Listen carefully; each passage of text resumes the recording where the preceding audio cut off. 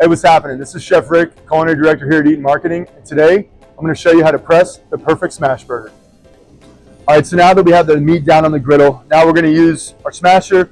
And then we've got two different spatulas, so I'll just kind of show you the two different pieces. So, smasher, right, flat bottom. Just going to set it directly on the burger.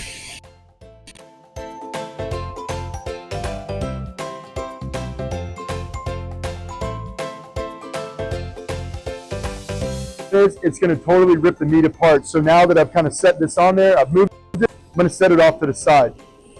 These burgers are going to sear for probably about 1.5 to 2 minutes. You'll start to notice that you'll start to get a little color around the edges. It's just like grilling beef or anything like that, or chicken. You start to notice that the pink starts to go away and you start to get a little bit of that gray color kind of around it. So you have two different options at this point.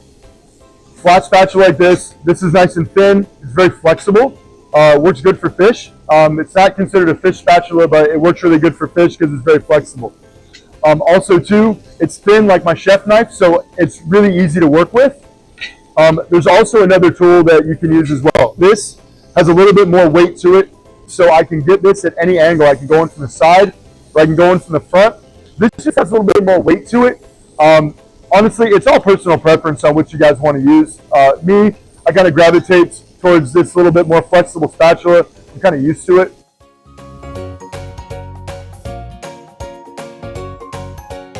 We've got the color trying to change on here. This spatula, I always go in from the side. I have a little bit more surface area to work with, so when you're smashing a burger out and it's getting a little flat, I've got a little bit more surface area. There we go.